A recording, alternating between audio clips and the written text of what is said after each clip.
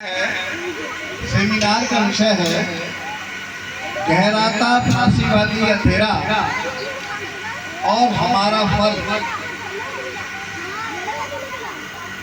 साथियों, इस मामले में इस विषय पे वैसे हमने हमारा जो डॉक्यूमेंट है वो हम शेयर कर चुके हैं। सॉफ्ट कॉपी हम सबको शेयर कर चुके हैं, लेकिन हार्ड कॉपी हम नहीं दे पाए हैं। तो उसकी कुछ बातें मैं आपके सम्मुख रखूंगा। उसके बाद में जो साथी हैं बाहर से आए हुए हैं उनसे हम रिक्वेस्ट करेंगे कि फांसीवाद के बारे में अपना नजरिया रखें, जिससे उस डॉक्यूमेंट को समृद्ध बनाया जा सके और विस्तृत बनाया जाए। फांसीवाद की बात शुरू करते ही जो सबसे पहला काम, जो सबसे पहली बात दिमाग में आती है वो उसकी परिभाषा है, जो लेनिन ने 5 शब्दों में दी है। उससे सटीक और उससे छोटी परिभाषा नहीं हो सकती।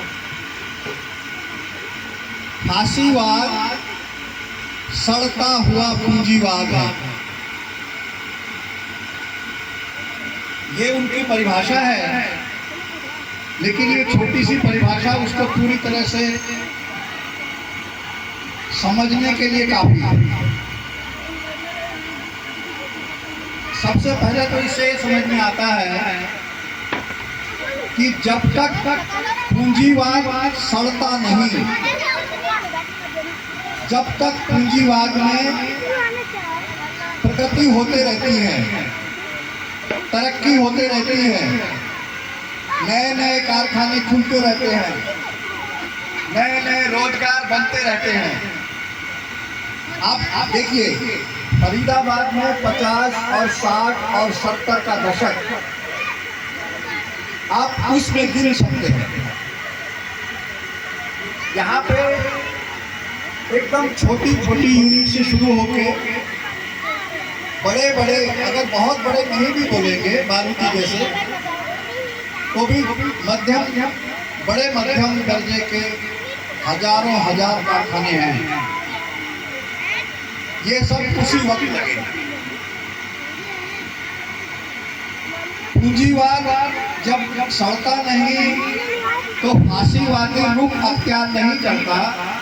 इसका मतलब है कि पूंजीवाद भी इस खूनी व्यवस्था को पसंद नहीं करता, क्योंकि इसमें उसकी असलियत छुपी नहीं रहती है। पूंजीवाद में तब भी शोषण होता है जब वो प्रगति कर रहा होता है, जब वो फांसीवादी रुख अख्तियार नहीं करता। क्योंकि यदि आप किसी भी व्यक्ति को एम्प्लॉयमेंट दे रहे हैं, नौकरी दे रहे हैं, इसका मतलब ही है कि उसका शोषण होना निश्चित है। क्योंकि जो उसको आप पे करेंगे उससे ज्यादा यदि आप नहीं उसका लाभ ले पाएंगे, उसका उपयोग नहीं कर पाएंगे, तो आप नहीं एम्प्लॉय करेंगे। तो उस समय पूंजीवाद जनवादी रुख अख्तियार करता है। मैं एक उदाहरण देता हूँ। पहला श्रम आयोग 1966 में बना।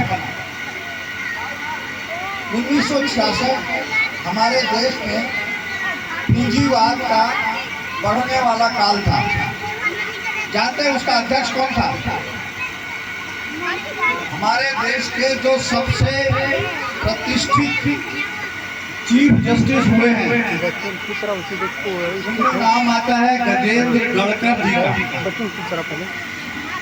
गजेंद्र गढ़कर जिस दिन रिटायर हुए थे, उसी दिन उनको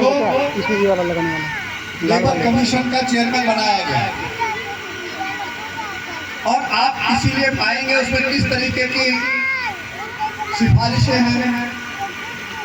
पहली सिफारिश है कि मजदूर को एडहॉक रखना, अस्थायी रखना अपराध है।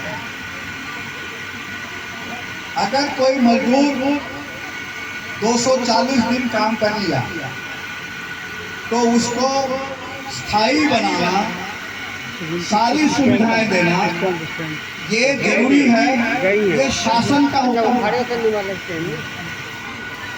और उन्होंने कारखानेदारों से सिफारिशें नहीं मांगी थी, उन्होंने मजदूर यूनियनों से सिफारिशें मांगी थी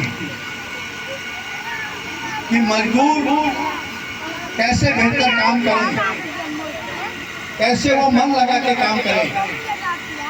वो था पूंजीवाद का एक काल, उसमें जनवाद भी था। इसीलिए हर एक को अपना बात कहने का अधिकार है। मजदूर मालिक को अदालत में खींच सकता है। सतीश जी बैठे हुए हैं,